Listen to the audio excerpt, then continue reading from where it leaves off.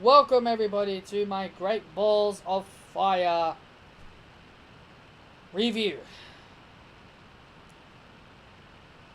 I'm basically going to say thank goodness gracious, thank God it's over. Now, I'm not saying this in a bad way. I'm just saying that I am really glad this is over. I mean, of all the hype to Great Balls of Fire, I mean, goodness gracious me. So I'm going to start things off with the pre-show. The pre-show was Neville versus Akira Tozawa. Neville gets the win there in a very controversial ending, even though being hung up on the ropes is not a cheap way to win, but according to Akira Tozawa, it's a cheap way to win. So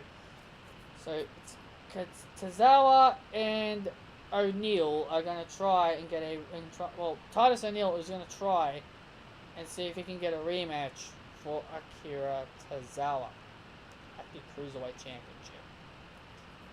First match was Bray Wyatt versus Seth Rollins. The winner of this match was Bray Wyatt. Now people can stop bitching about the fact that Bray Wyatt never wins matches against other people in feuds. Now people can stop bitching about it.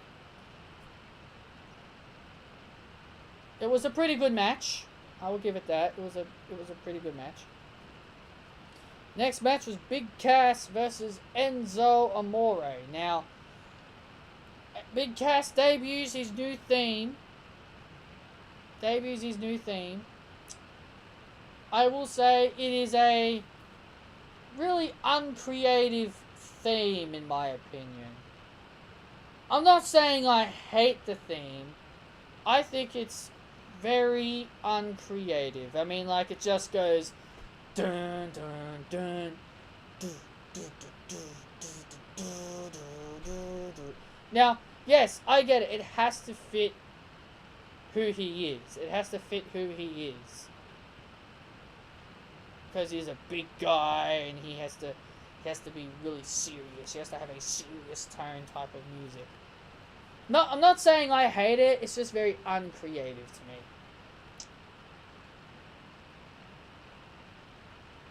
Big Cass gets the win with a big boot. No, not surprised there. Next we had Sheamus and Cesaro versus the Hardy Boys. Oh my God, was this a very good match? I will give this match a lot of props. This was a very good match. There was a point. The beginning was absolutely funny. The beginning of the match was funny. Cesaro just runs in the ring, ducks under Matt Hardy, and then Sheamus big boots, gives him a bro kick, and then he gets the first fall. Then Cesaro and Sheamus get the second fall again, and then Matt Hardy and Jeff Hardy get another fall. Which Cesaro was the guy that took all the pinfalls. I think Sheamus took the third one, but I think Cesaro took all the pinfalls. No, Sheamus took the third one. Cesaro took 2 pinfalls for the Hardys. But even though it's not really any matters to keep up with who pinned who, but Cesaro and Sheamus won with a very awkward ending. Now, Michael Cole and everybody was stating that Cesaro got the tag, Sheamus got the tag, and I never really saw Sheamus tagging Cesaro. I didn't even see it. So honestly, I didn't see it, so I do not know if what Cesaro and Sheamus did was in result of cheating. So I don't know if they cheated or if they did make the tag. So it was kind of weird because I never really saw it. So anyway, moving on. So your winners are Cesaro and Sheamus, 4-3 for the Raw Tag Team titles. Sasha versus Alexa. A really poor match in my opinion. I didn't think it was really that exciting. It was decent. It was decent in some points, but overall, this match really didn't excite me. Alexa Bliss took the coward's way out and retained her title by countout. So I think this is going to lead into a match between them either at SummerSlam or next week, or, well, I should say tomorrow, on Monday Night Raw. The Miz versus Dean Ambrose. Now, honestly, I really did not care for this match. The only thing I cared about in the Miz's match is Maurice. Oh my god, what she was wearing was absolutely beautiful. I loved what Maurice wore. It was really beautiful. It looked like she's dressed to compete. Hey, Kurt Angle, why don't you get Maurice back into the ring? I wouldn't mind seeing Maurice get back in the ring. I think Maurice getting back into the ring would be a really good thing. Now, since my time has now been extended, I think it's a good time that I think I can get into some in-depth ideas of what I would do. Now, what I would do with the Intercontinental Championship now is that I would have Finn Balor challenge for the Intercontinental Championship. And you people are probably thinking, Finn Balor, he never got his rematch for the Universal Championship. I understand that. But have they acknowledged that he has a rematch? No. They haven't acknowledged that Finn Balor has a rematch. And I don't know if this is Vince screwing with the fans, or either they just forgot. I'm going to say they forgot. But I'm just saying, I think Finn Balor would look really good with the Intercontinental Championship. I think the Intercontinental Championship would look much better around Finn Balor than the Universal Championship. I mean, Universal Championship, yeah, Finn Balor's the first ever Universal Champion, but hey, at least he'll always be known as the first ever Universal Champion. So, even though it was only for 24 hours, but hey, at least it's good enough. So I think Finn Balor should be the next guy to challenge for The Miz for the Intercontinental Championship at SummerSlam. Braun Strowman versus Roman Reigns. Man, where do I start with this match? This match was really good and really intense. This match had instant classic written all over it. It was such a great match. Now, normally I'm not a big fan of Braun Strowman, but he looked very good tonight. He looked very good. Now, I know a lot of people don't really pay attention to entrance videos. Braun Strowman now has a new entrance video. Even though they've removed the Titantrons from the front, you know how you would normally see them from the front when every wrestler would come out. But when they have those faraway angle shots, like the big large shot of the crowd, and you see like a video up in the top there, yeah, they showed that Braun Strowman has a new video up the top there. So that's how I was able to know that he had a new video. But this is not what it's about. I'm just pointing that out to you guys in case if you are not very aware with new videos.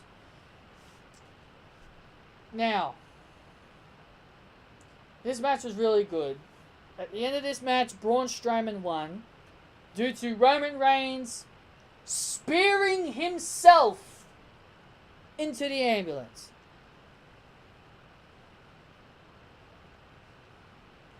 Sorry about that. He speared himself into the ambulance. And then Roman Reigns ended up coming out of the ambulance and started beating the crap out of Braun Strowman. He put him in the ambulance. And then the highlight of the entire show was Roman Reigns reversing the ambulance into a truck. Or whatever that was that Roman Reigns smashed into. I think it was a truck. Because it was big. So yeah, I would call it a truck. And while this whole commotion of trying to get Braun Strowman out was going on, Heath Slater versus Kurt Hawkins happened. Yeah, do you think we should really care about Heath Slater versus Kurt Hawkins? Well, that's why they didn't have the match up for very long. Heath Slater got the victory over Kurt Hawkins. And then Braun Strowman they were able to finally free Braun Strowman of the ambulance. They were finally able to get him out of the ambulance. Kurt Angle and everybody were trying to tell Braun Strowman to let us help you, and Braun Strowman kept backing them off. He didn't want them to help him. Braun Strowman truly is the monster among men, ladies and gentlemen. He truly is a monster among men. If he can survive,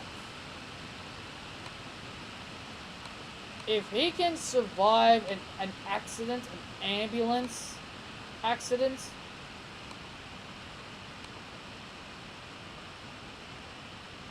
I don't know what to tell you. He truly is a monster among men, I will say that. Braun Strowman truly is a monster among men. Now we move on to the main event. The match that everyone has been waiting for. Of all the hype, of all the build, it is time for the main event. Brock Lesnar versus Samoa Joe.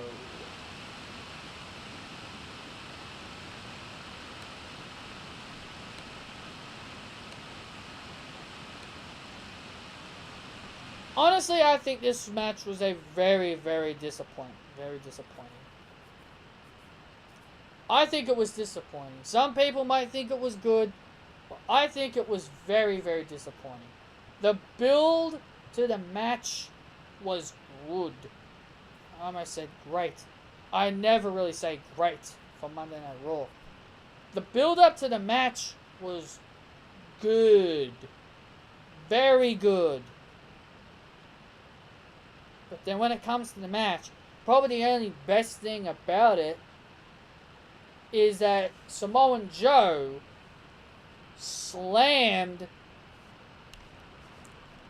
tried to get the upper hand and slammed Brock Lesnar through a table. So that was pretty much the highlight of the match. Samoan Joe tried the Kuji clutch so many times. Brock Lesnar sent Joe to Suplex City. And in the end, he went for the Kuji clutch for one last time. And then all of a sudden, Brock Lesnar hits an F5. And it was over in 6 minutes and 25 seconds. To me, this match was disappointing. It was a very, very disappointing match. I'm going to say that. I think it was a very disappointing match. I thought it was a very, very disappointing end. So that means Brock Lesnar is going to be facing Roman Reigns at SummerSlam.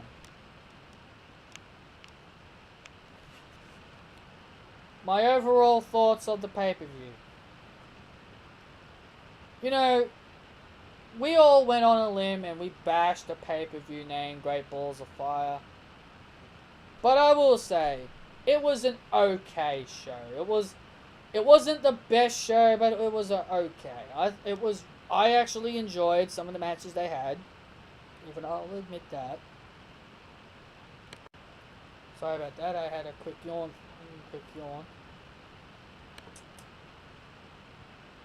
I thought the pay-per-view was pretty good. I thought it was okay. For what we got, it was okay. So I give Great Balls of Fire 6 stars.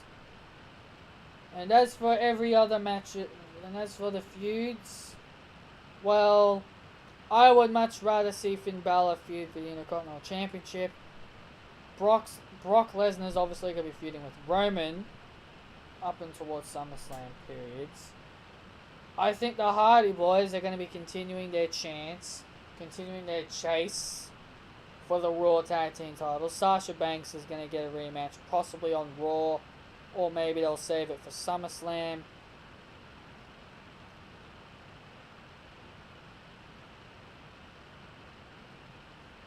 And obviously Neville's going to get obviously Akira Tozawa is going to get a rematch for the Cruiserweight Championship. Now also I want to point things out before I go. On the kickoff show, Emma appeared. Emma appeared and she wanted to talk to Dana Brooke about something. Could this looks like we're going to be getting an Emma-Dana Brooke feud? Or maybe Dana Brooke finally decides to side with Emma and become friends again. I am going to be backing in the claims that we're going to be seeing an Emma-Dana Brooke feud. So, yeah, I think Emma is going to get jobbed out to Dana Brooke.